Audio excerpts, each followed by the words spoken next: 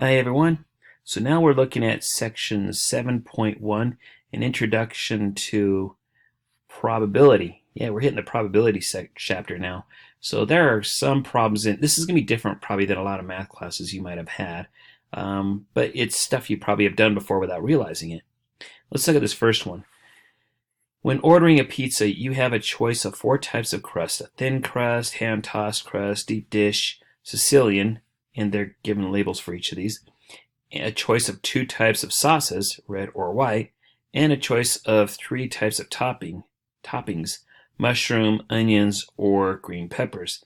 If you are choosing only one of each, list the sample space in regard to the pizza's combination of crust, sauces, and toppings you could pick from.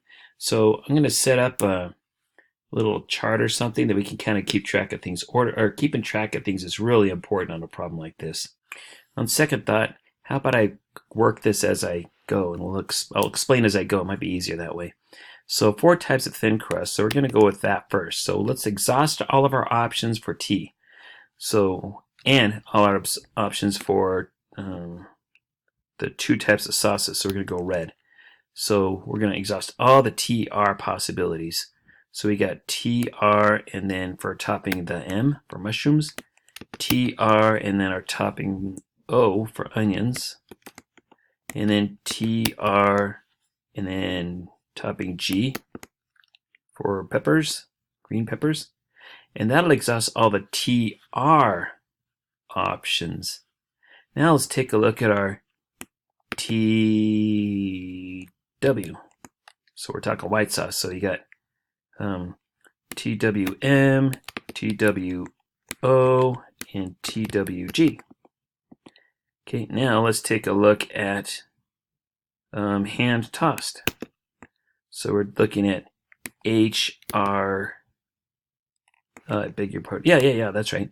HRM, HRO, HRG, and then let me move this up here so we can see what's happening. HWM, HWO, and HWG. Okay, that should exhaust all of our hand tossed options. And then next up, we're looking at deep dish. I don't know about you guys, but I'm starting to get hungry for pizza. So deep dish. So we're going to go DRM, DRO. You get the idea, right? DRG. And I'm just going to go and so on. All right, so you're going to have several more options here, and you're going to find exhaust all of your options, right? So you would finish this up for the deep dish, and then you want to do this for the Sicilian as well. And then for your answers, what you will do is just type in your TRM, comma, TRO, comma, TRG, and so on, okay? I'll leave the rest for you to figure out. I'm going to skip past this one and move to the next problem, if that's all right. All right, this problem. An experiment is performed where a 5-color spinner is spun and a 4-color spinner is spun. This will be, and then you're going to have to list all your sample space for this experiment. This will be just like the problem we just got done doing. So I'm going to skip this one. It's actually easier than the one we just got done doing. I'll skip this and look at the next problem. Here we go. A pair of standard dice is rolled. So it's going to be 2 of them. Find the probability that the sum of the 2 dice is less than 2. Okay. Although, you know what? I just realized something. I was starting to get this thing ready for you, but I realized the sum of 2 dice to be less than 2 isn't possible, right? I mean, the smallest you're going to get is 1 plus 1, which is 2. So you don't have one. I think your answer is 0 on this. Yep. Let's move on. That was a tricky one. A recent survey showed that 102 adults out of a sample of 400 do not like cold weather. However, 115 of those studied said they had an interest in taking skiing lessons. So 2 totally separate data points there. Let's see which one of these that we want. Based on this sample, if an adult is chosen at random, what's the probability that he or she has no desire to take skiing lessons? Aha. So we don't care about this one. We want this one. And we want to express our answer as a fraction in lowest terms or a decimal. So, let's take a look here. The first thing we need to find is the number of people who don't like skiing lessons, or have no interest, really.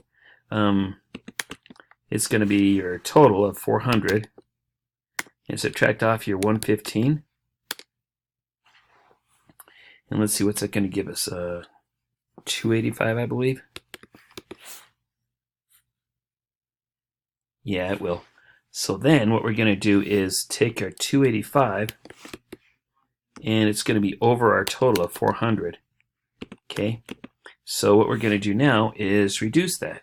They're both divisible by 5. So 285 divided by 5 is 57. And 400 divided by 5 is 80. Now, are these guys reducible some more? I don't think so. It's at 57. It's divisible by 3. But 80 is not divisible by 3. And 57 is not an even number, so there's a whole bunch of things that 80 is going to be divisible by that 57 is not. I think that might be our answer, 57 over 80. Let's check it out. 57 over 80.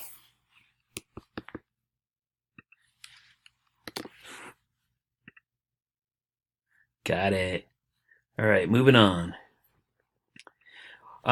Which of these following statements is an example of classical probability compared to empirical probability? So empirical probability is where you actually do the study. You know, you're pounding the pavement, running around, collecting data. Classical is the what if type things, like suppose that you take data from something published by USA Today or something like that. That'd be something that's more classical because someone didn't actually go pounded the pavement to get it. So let's take a look at what I'm talking about. In her first week of classes, Madison asked 40 students each day. Right there, that tells you that it's empirical because she's actually doing the study. Next up, in order to find the percentage of red cards in a large pile of cards, Dominique draws 40 cards and tallies up the, right there, she drew 40 cards and tallied up the total. That again is empirical. Keith needs to roll 5 dice of the same number to win the game and wants to know what the chances of this are. Okay, I think that's going to be our guy because he didn't actually do the study. He just wants to know what the chances are, but he didn't do it yet. But let's check Matt's real quick. Matt spends 4 days catching a total of 10 fish each day and then counting how many of the fish he caught are trout. Right there, you know that's going to be empirical. So yeah, we've got our guy right there. Hopefully that helps. Let's move on. A standardized roll, find the probability that the number rolled is greater than 2. This is going to be different than that other one that we did. Let's see if we can figure this one out. So greater than 2, and it's just one die. So our options are 1, 2, 3, 4, 5, 6, right? So we want to know our options that are greater than 2. It's going to be these guys right here. So those are 4 of them. 4 out of 6. Which would then reduce to 2 out of 3. So I believe 2 out of 3 is your answer that you're looking for. Let's double check it. 2/3. Whoops. 2/3. Oh, we are just owning this today. All right. Which of the following is an example of empirical probability? I will leave that one for you to do. I think I already addressed what that is in a previous problem. It's basically empirical is when you know the data, like you're collecting the data. I think it's easier to spot empirical than classical myself.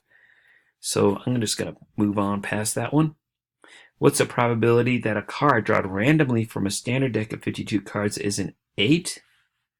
Well, let's see. There's the 8 of clubs, the 8 of hearts.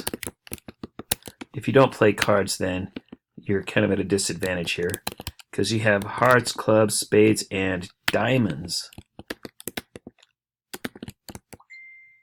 So that's 4 options there.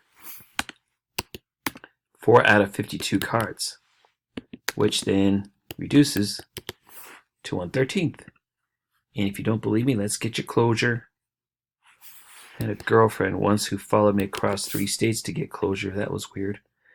Okay, 1/13, we got it. An ex-girlfriend. But that's not what we're talking about. Alright, this one, you're just listing your roster here. Use the roster method and call out your sample space. So it's just like that pizza problem that we did earlier. I'm going to move on if that's okay. One more, let's check out this one.